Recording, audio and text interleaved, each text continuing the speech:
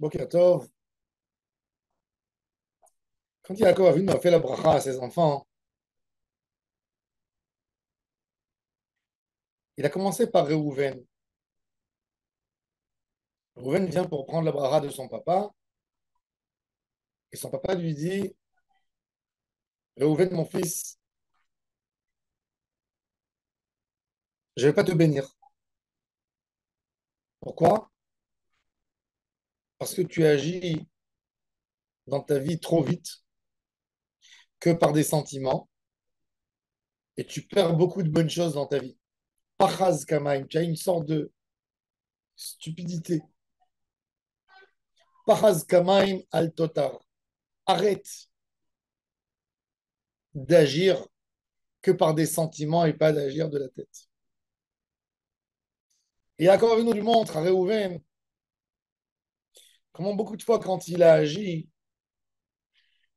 très mal. Il a soupçonné son papa de ne pas trop aimer sa maman après le décès de Rachel Imenu.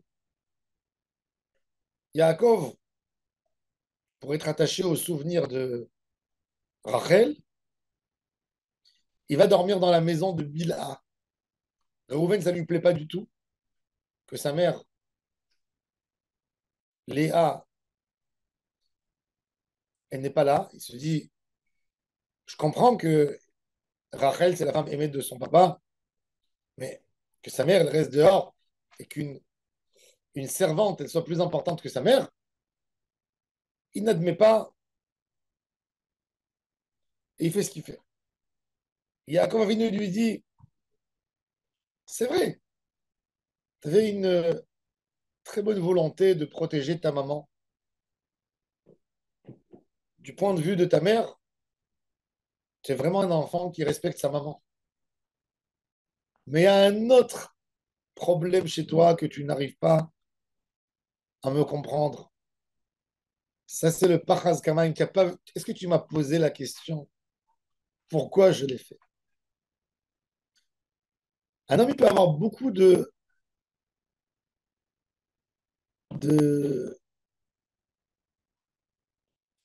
sentiments pour l'autre.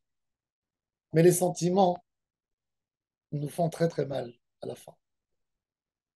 Quand on agit par des sentiments, et on n'agit pas par le sechel de la Torah, par le sechel, la torche que Kadosh Baruch Hu nous a donné, cette lumière dans la main, on perd tout le da'at, comme Shimon et Lévi. Pour protéger leur sœur, ils ont tué une ville entière. Ce qui était contre la Torah, contre la halakha. Ils ont causé à leur papa de quitter son lieu principal, d'aller déménager.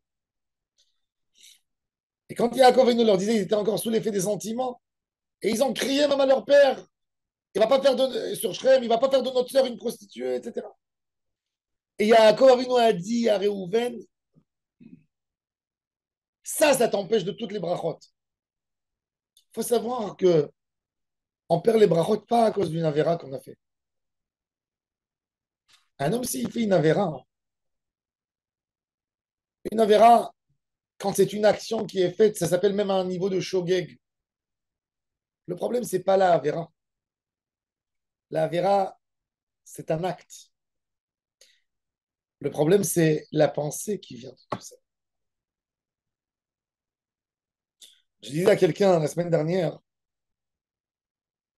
il y a quelqu'un que sa femme, elle se plaint beaucoup, qui ne pense pas à elle. Elle lui dit pas, quand il sort de la maison, il sort à 10 heures du matin, des fois à 9 heures du soir, il n'est pas encore rentré. Et quand il rentre, il dit, ah, j'ai eu ça, j'ai eu ça, j'ai eu ça. Il lui raconte toute l'histoire de toute la journée. Au lieu de faire un téléphone avant, de dire, chérie, voilà, j'ai ça, est-ce que je peux, est-ce que tu as besoin de moi? Non, toujours il raconte après. Alors, il me dit, bon, Raph, j'ai pas fait exprès. Je l'ai appelé, je lui ai dit, pourquoi tu fais ça? J'ai pas fait exprès. J'ai dit, mais c'est ça tout ton problème que tu fais pas exprès. C'est exactement ça le problème. C'est pas un argument de s'excuser en disant j'ai pas fait exprès parce que ta femme elle t'en veut justement sur quoi que tu la considères pas. C'est sur ça exactement qu'elle te demande. Et Réhouven, il vous explique ce qu'il a voulu faire, j'ai voulu protéger ma mère. Quand Yaakov nous refuse d'envoyer Binyamin avec les frères, parce qu'il se dit il peut lui arriver un malheur. Qu'est-ce qu'il lui dit, Reuven? Reuven, il est hypersensible. On voit que c'est un garçon qui veut couver ses frères, qui veut leur donner. Qu'est-ce qu'il dit? Papa, je te ramène Binyamin. Si je ne te le ramène pas, tu tues mes deux enfants. Et je dis, ah, qu'est-ce que tu racontes? Qu'est-ce que tu racontes? Tes enfants à toi, ce n'est pas les miens. Qu'est-ce que tu racontes? Ça, d'où ça vient, ce caractère? Quand on a trop que des sentiments, on vit par des sentiments. La juste mesure pour gagner le Héterara, c'est d'utiliser le Sechel. Mon cher Rabbeinu alav shalom, il a fait une tfila sur Reuven. Yechi Reuven de Al Yamot. Ve'im etav mispar. Il a demandé que Reuven vive et ne meure pas. Qu'est-ce que ça veut dire vive et ne meure pas? Pour que Reuven, il va mourir, il est malade? Non. Reuven, comme il agit beaucoup avec ses sentiments, avant de rentrer en Eretz Israël, ils ont vu à travers du Jourdain le beau pays qu'il y avait là-bas, le beau paysage. Qu'est-ce qu'il a dit Reuven? La tribu de Reuven, ils sont venus chez Moshe Rabbeinu. Reuven, il est parti, il a associé la moitié de la tribu de Ménaché. Et Gad, ils ont dit, on veut rester ici. On ne veut pas rentrer, on ne veut pas de terre en Israël. Moshe Rabbeinu, ça l'a beaucoup vexé. D'abord, vous refusez la terre qu'Akadosh Baruch Hu donne. Qu'est-ce qui s'est passé à la fin? Quand Sancheriv est venu détruire Israël, avant de détruire Israël, il a détruit les deux tribus ennemies qui étaient à travers le Jourdain. D'ailleurs, c'est fou. Reuven, il a fait un très mauvais choix. Regardez comment la Bible, elle commence. Dans le livre de Yoshua, on a Yoshua qui attribue les terres à Reuven et Gad. Oui. Et la moitié de la tribu de Ménaché. Tout leur volume et leur histoire biblique, elle n'est pas plus que 50 ans dans la Bible.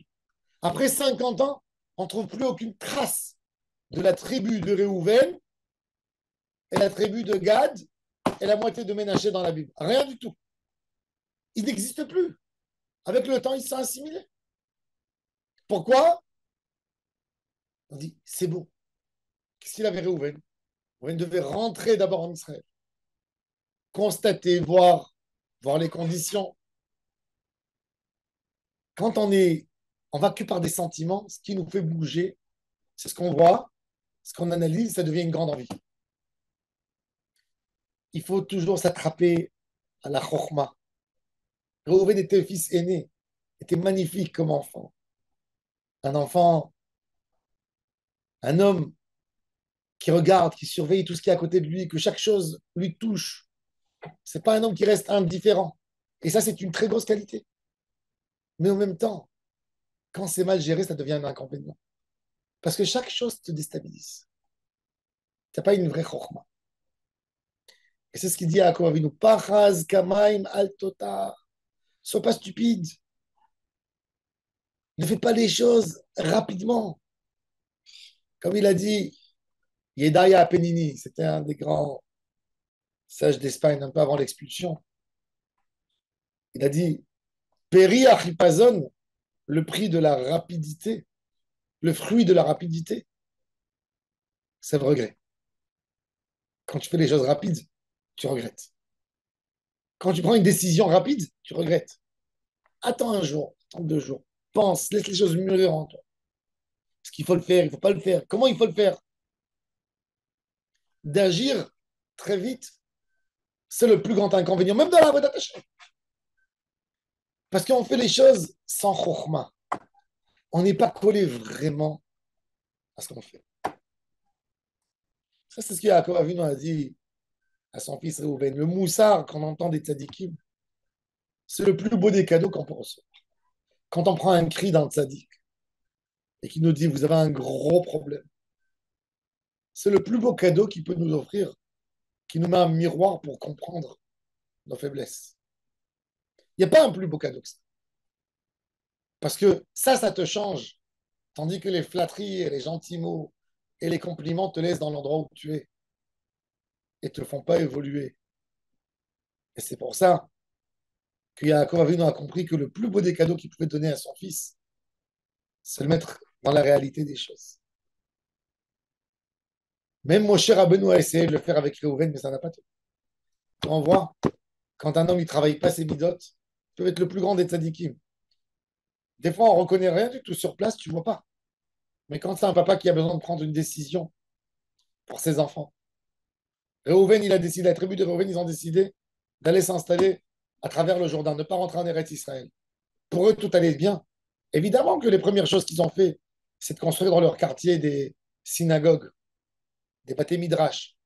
Mais ils n'avaient pas assez d'hommes compétents en Torah dans leur tribu pour enseigner la Torah à leurs enfants. Quand ils étaient avec le Ham Israël, ben, les enfants de Réhouven allaient étudier la Torah chez les Lévis, chez les Issachar. Ils allaient étudier avec les autres. Tout d'un coup, ils se sont retrouvés, un grand nombre de personnes, et pas suffisamment de sages pour diffuser et propager la Torah en eux. Ça a fait qu'après 2 générations, ils ont été éliminés. Plus de religion, plus rien du tout. On ne sait même plus qui ils sont dans la Bible. Il n'y a rien. À la fin des juges, on n'entend pas le nom de Réhouven. Rien du tout. Mais Vadaï, pas à l'époque de David. Et tout ça, parce qu'ils ont aimé une terre. Qu'est-ce qui leur a fait aimer? Ouais, la rapidité des choses, sans penser sur le tard. Dans chaque chose, il faut bien penser. Bien penser, prier. Et avec ça, Kadosh Baruch Hu nous donne la lumière pour éclairer notre Neshama et éclairer notre route. Baruch Adonai Leolam. Amen. Amen.